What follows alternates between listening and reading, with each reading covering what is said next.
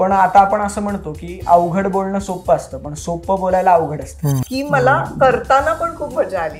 आता सुद्धा मला किती छान बोलतोय असं वाटतं, किती गोड बोलला.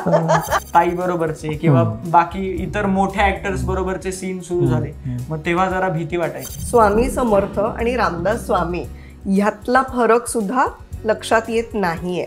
जनी सर्वसुखी असा कोण आहे, विचारे मना तुची शोधून पाहे.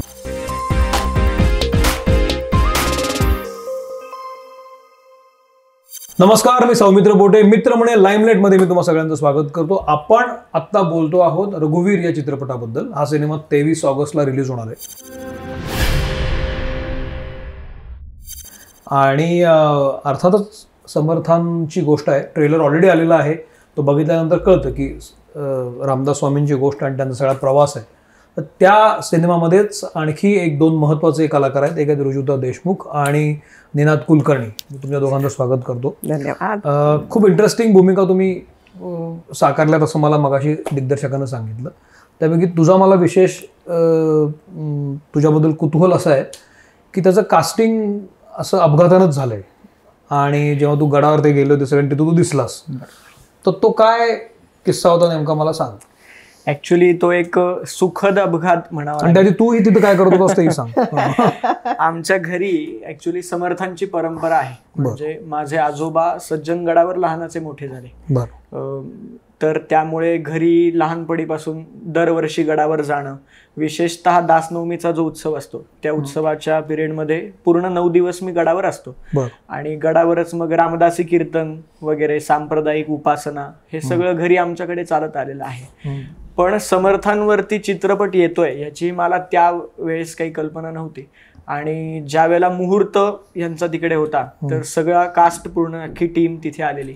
आणि त्यावेळेला समाधी मंदिरामध्ये सगळा कार्यक्रम तो सुरू होता आणि भाषणं वगैरे तिथे. अर्थात त्यावेळेला त्यामध्ये काही इंटरेस्ट नव्हता आणि मी छाटी वगैरे बांधून गडावरती असायचो आणि मी आपल्या मित्रांबरोबर इकडे उड्या मार तिकडे खेळ असं माझं चाललेलं. आणि योगायोग म्हणजे अपघाताची ती मुवमेंट, त्या सुखद अपघाताची अशी म्हणता येईल की मी तिथून जात असताना अचानक माझं लक्ष गेलं टीमकडे आणि टीम मधल्या 1-2 जणांनी माझ्याकडे बघितलं आणि त्यावेळेला मी त्यांना एक स्माइल दिली. म्हणजे फक्त मी एक स्माइल दिली आणि मी तिथून निघून गेलो. नंतर पुढचा जवळपास 1 तास ते मला तिथे शोधत होते आणि मी क्रिकेट खेळताना तिथे सापडलो त्यांना. आणि मग अक्षरशः मला धरून आणलं. असं आधी म्हणले तुझं घर कुठे आहे, आई बाबा कुठे, दाखव. त्यांच्याकडे नेलं आणि मग तिथे विचारलं सगळं की असं असं आहे. तर आम्ही समर्थांच्याच भूमिकेसाठी शोधतो आहोत. आता समर्थांच्याच भोवती सगळं विश्व असल्यामुळे आनंदाचीच गोष्ट होती. त्यामुळे कोणी नाही म्हणायची शक्यता सुद्धा नव्हती. आणि स्वामी सुद्धा त्यावेळेला तिथे होते. तर लगेच त्यांनी होकार दिला. मग गडावरच माझं त्याच वेळेला लगेच तिथे ऑडिशन झालं. मला स्क्रिप्ट वगैरे वाचायला दिली. आणि सुदैवाची गोष्ट अशी की लहानपणापासून नाटकात वगैरे काम करायचो. पूर्वी एकदा मी एपिक चॅनलची एक डॉक्युमेंटरी सुद्धा केली होती लहानपणी अगदी. तर त्यामुळे तसं थोडंसं अंग होतं अभिनयाचं. आणि मग लगेच फक्त पहिला प्रश्न मला असा विचारला की तुला पोहता येतं का. जर पोहता येत असेल तर आपण पुढे जाऊ. म्हणजे ही पहिली अट होती.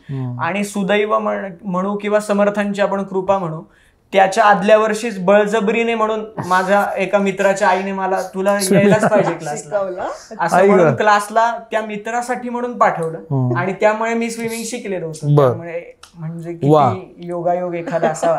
पण तुझा समर्थांबद्दल अभ्यास पण आहे, तू लहानपणापासून ऐकतो आहेस ते. आता तू जो अभ्यास केलास किंवा तुला जे शिकवलं गेलं त्याचं जेव्हा चित्ररूप होतं, माध्यमांतरच आहे एका अर्थानं, बरोबर, तर ती स्क्रिप्ट जेव्हा तुझ्याकडे आली ती तुला कशी दिसली स्क्रिप्ट? मुळात काय आहे, ज्या वेळेला आपण एखादी पर्सनॅलिटी, एखादी व्यक्ती व्हिज्युअलाइज करतो तर प्रत्येकाच्या बघण्याच्या अँगलमध्ये फरक आहे. म्हणजे मला समर्थ जसे वाटले असतील किंवा समर्थांच्या गोष्टी मी लहानपणापासून ऐकत आलो तर तसेच ते समोरच्याला वाटले असं नाही. त्यामुळे ही लिबर्टी प्रत्येकाची आहे. आणि त्यातल्या त्यात जे सगळ्यात इझिएस्ट आहे ते पटकन लोकांना कॅच होतं.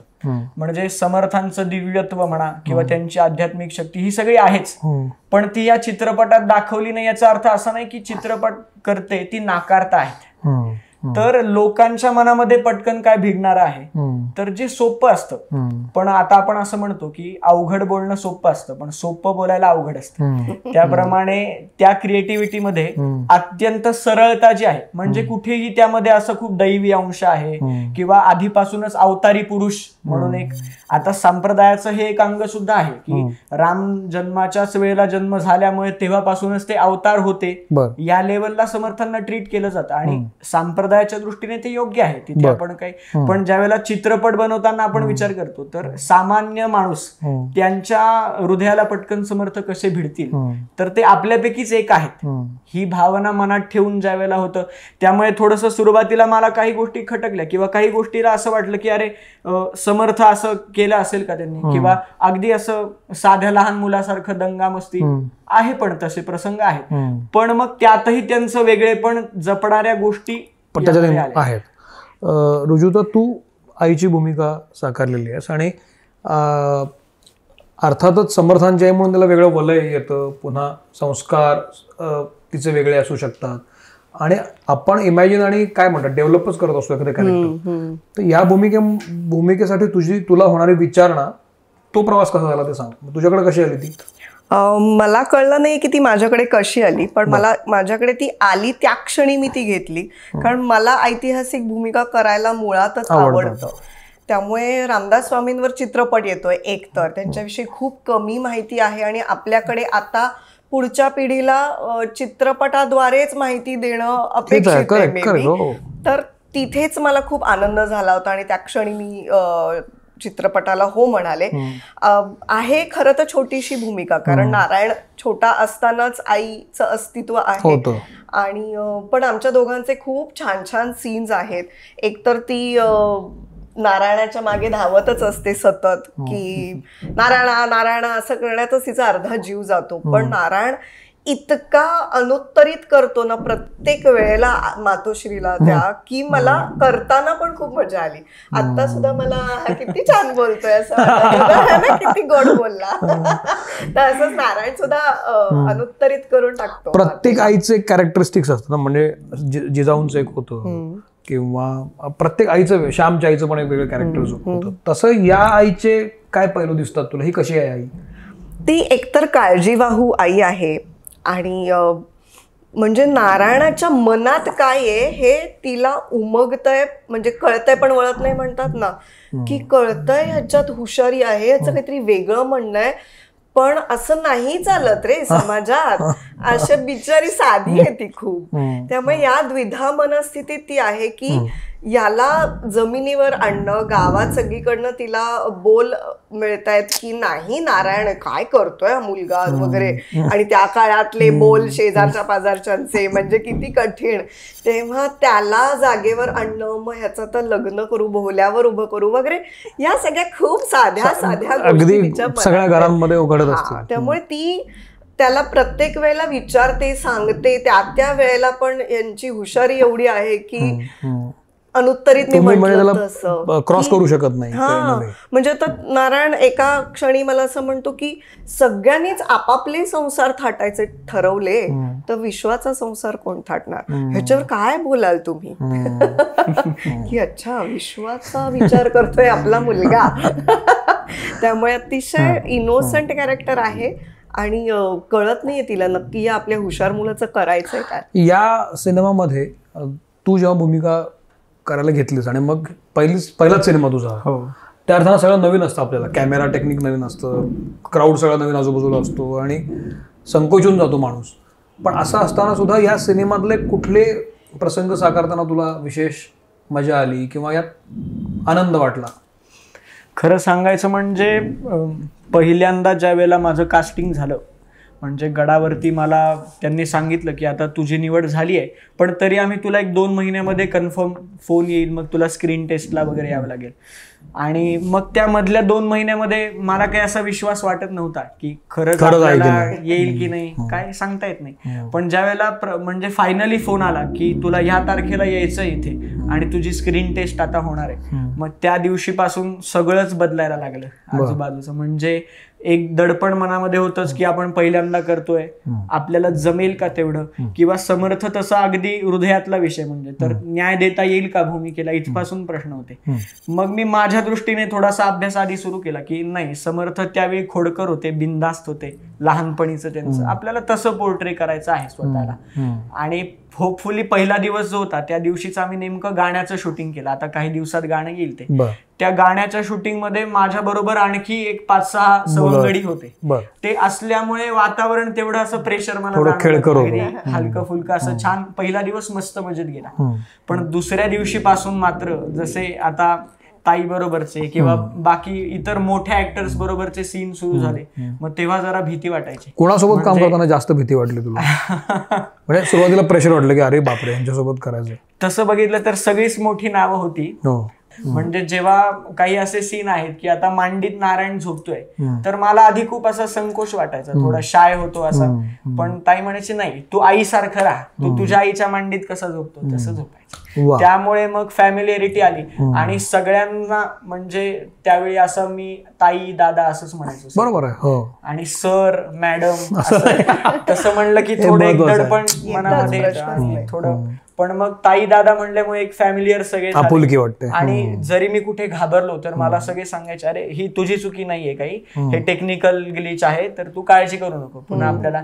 पण मग 2-3 दिवसांनी सगळं वातावरण मला लक्षात आलं की अरे म्हणजे ही इथली इकोसिस्टीम कशी चालते मुळात सेटवरची, ती लक्षात आली. तू तुझं एज पाहता तुझ्या वयाच्या अनेक लोक मुलांशी कनेक्टेड असशील. ती मुलं ज्या प्रकारचा सिनेमा पाहतायत, वेबसिरीज बघत असतील OTTवर, आता ते सगळं पाहत असतात, तर त्या तुझ्या एजच्या लोकांना हा सिनेमा कनेक्ट होईल असं वाटतं का, आणि का?